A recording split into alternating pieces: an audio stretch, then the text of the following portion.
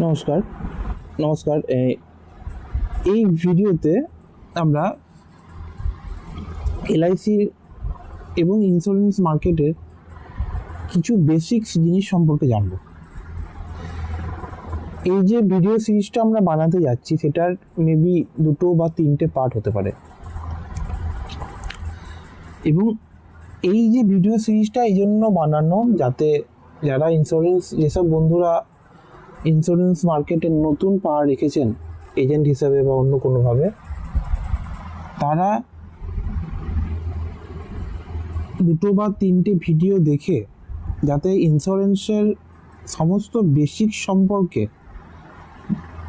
সম্যক ধারণা লাভ করতে পারেন, তার জন্য এই ভিডিও সিরিজটা আমরা বানাচ্ছি।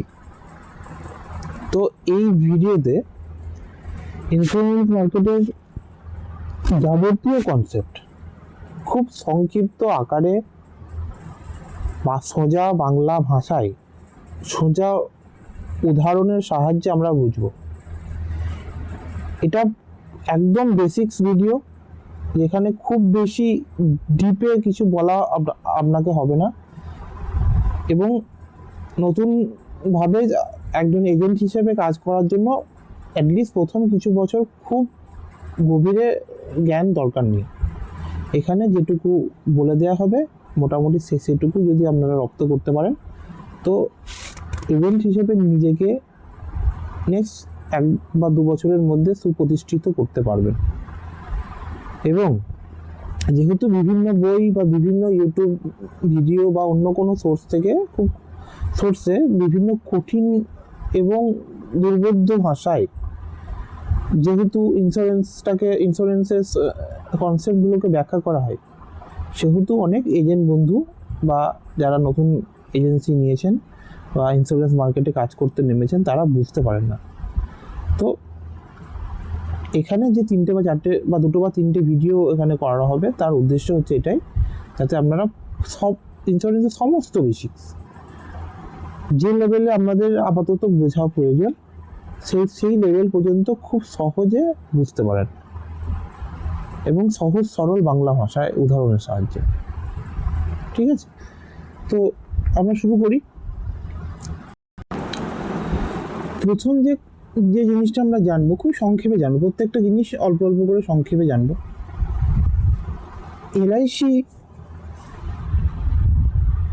এলআইসি একদম কোম্পানি হিসেবে তার সম্বন্ধে সম্যক ধারণা আমাদের মধ্যে অনেকেরই নেই।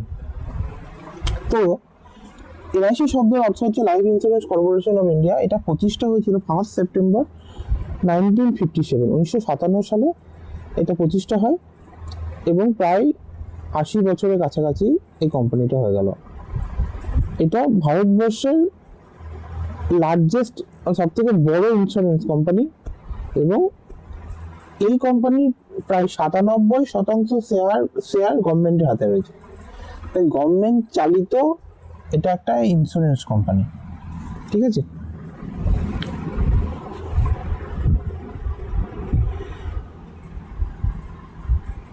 এলআইসির মোট সম্পদ দেখতে পাচ্ছেন প্রায় 54 লক্ষ কোটি টাকা। পলিসির সংখ্যা 41 কোটির বেশি। টোটাল এজেন্ট সংখ্যা 13,90,000, প্রায় 14 লক্ষ। দাবি নিষ্পত্তি মানে ডেথ ক্লেমের কথা যেমনি বলেন, তো সেই সব ক্ষেত্রে যে জীবনের দাবি বা মৃত্যুকালীন দাবি, বিভিন্ন যে দাবি রয়েছে, সেগুলো 100টা জমা পড়লে 98টারও বেশি দাবি এলআইসি নিষ্পত্তি করে। কাস্টমারকে রিফিউজ করা, যেটাকে বা কাস্টমারের মুখে না বলা, বা কাস্টমারকে কোনো কিছু দাবি থেকে বঞ্চিত করা, এটা এলআইসি সেই রেশিওটা দেখুন, 100-র মধ্যে 98 জনের বেশি বঞ্চিত হন না। ঠিক আছে, এটাকে ক্লেম সেটেলমেন্ট রেশিও বা দাবি নিষ্পত্তির হার বলে। আর কিছু বোঝার দরকার নেই। সদর দপ্তর মুম্বাই, আমি যেটা বলি 1956 সাল, 1 সেপ্টেম্বর 1957 নয়, তো প্রায় 80 বছর। এখন নেক্সট সেপ্টেম্বর আমরা 80 বছর এলআইসি পদার্পণ করবে।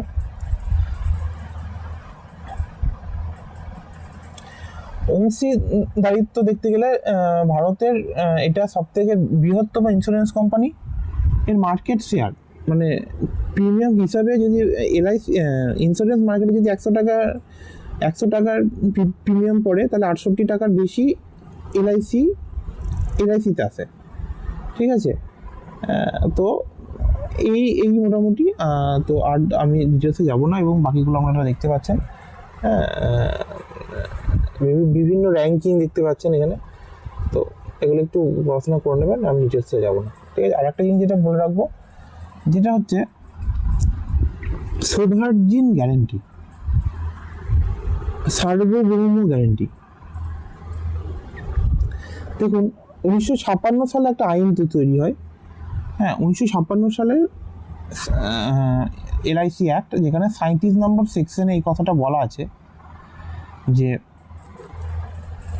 যদি কখনো এলআইসি তার কাস্টমারদের তার দাবি প্রদান করতে না পারে, সাপোজ এলআইসি দেউলিয়া হয়ে গেল, সেই ক্ষেত্রে কেন্দ্রীয় সরকার এই সব কিছু পরিশোধের জন্য দায়ী থাকবে।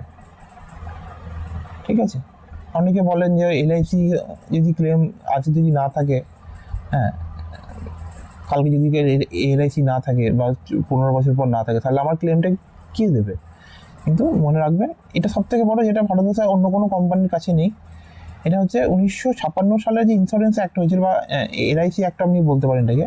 সেখানে আইন করে বলা আছে যে এটা আপনি একবার বাংলাতে লেখা আছে, একবার পড়ে নিতে পারেন, যে কর্পোরেশন কর্তৃক প্রদত্ত সকল পলিসির নিশ্চিত অর্থ এবং এর সাথে ঘোষিত যে কোনো বোনাস, সেই সাথে এই আইনের অধীনে কর্পোরেশনের ন্যস্ত হওয়া বিমাকারীদের পলিসির নিশ্চিত অর্থ এবং বোনাস, এই সব কিছুর জন্য কেন্দ্রীয় সরকার গ্যারান্টি প্রদান করে। তো এলআইসিতে পলিসি করার এর থেকে বড় কারণ আর হতে পারে না, যে এর প্রত্যেকটা জিনিস সরকার দ্বারা গ্যারান্টিড। ঠিক আছে, এবং এটা সরকার দ্বারা ইনডাইরেক্টলি চালিত একটা ভারতবর্ষের সর্ববৃহৎ ইন্স্যুরেন্স কোম্পানি, এশিয়ার থার্ড, এবং মোটামুটি গোটা ওয়ার্ল্ডে দেখতে গেলে এটা 7th এর আশেপাশে রয়েছে।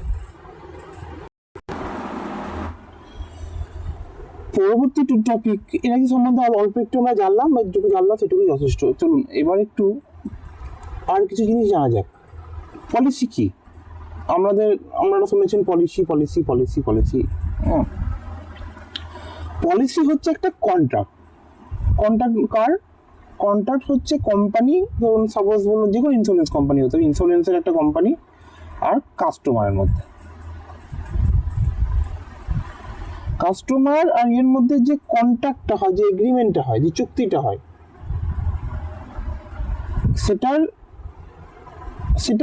সেটাকে একটা পলিসি এর নামে অভিভুক্ত করা হয়। এবং এই যে কন্ট্রাক্টটা হয়, এটাও আইনসম্মতভাবে কন্ট্রাক্ট হয়। সেই আইনটা হচ্ছে 1872 সালের ইন্ডিয়ান কন্ট্রাক্ট অ্যাক্ট। এত জানার দরকার নেই। তো এই আইন অনুসারে পলিসি এবং কাস্টমারের মধ্যে যে কন্ট্রাক্ট হয়, সেটা অ্যাকচুয়ালি হচ্ছে পলিসি। এবং এই কন্ট্রাক্টে অনেক কিছু বলা থাকে, এবং এই কন্ট্রাক্টটা করার জন্য কাস্টমার কোম্পানিকে যে অর্থ দেন, সেটা হচ্ছে অ্যাকচুয়ালি প্রিমিয়াম। ভালো করে মনে রাখবেন। এবং এই অর্থ বা প্রিমিয়ামের বদলে একটা পলিসি বা একটা কন্ট্রাক্টের মাধ্যমে একটা ইন্স্যুরেন্স কোম্পানি কাস্টমারকে কি দেয়? প্রতিশ্রুতি দেয়। কিসের প্রতিশ্রুতি? প্রমিস বলে ইংরেজিতে। দাবি প্রদানের প্রতিশ্রুতি। দাবি কত রকম হয় আমরা জানবো। ঠিক আছে, তাহলে এবার দাবি আসার আগে আমি একটা জিনিস বলে নিই, প্রিমিয়াম মোড কত রকমের হয়। আপনি যে অর্থ দিচ্ছেন কোম্পানিকে, তার তো মুড আছে। কথার অর্থ হচ্ছে বছরে আপনি কবার দিচ্ছেন।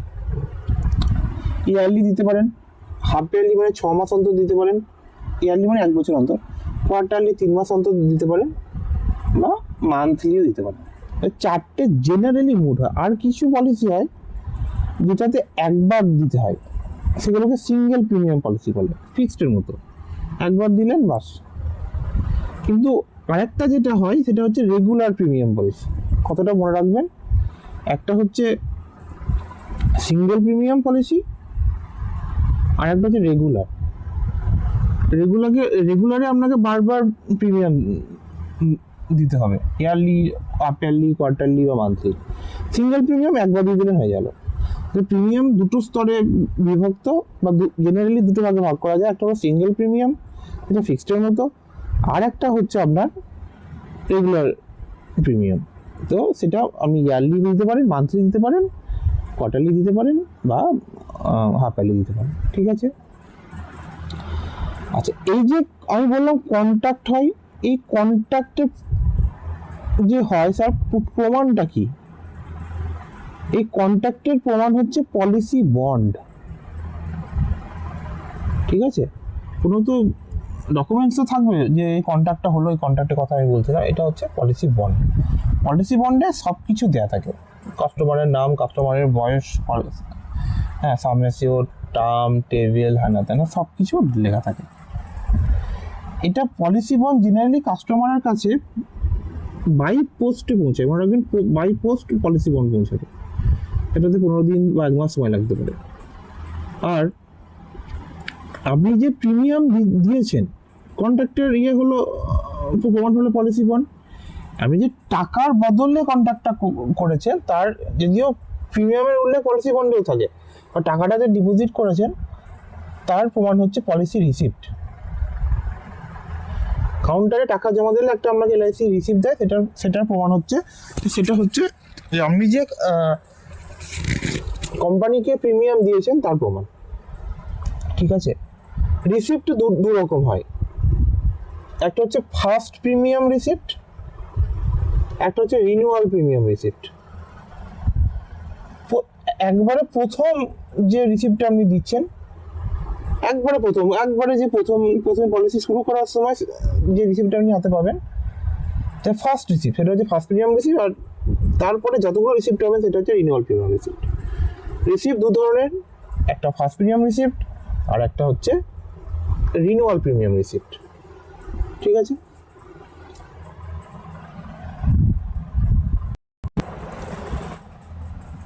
তো আমরা দাবি বা অন্যান্য টপিকগুলোতে আসবো, তার আগে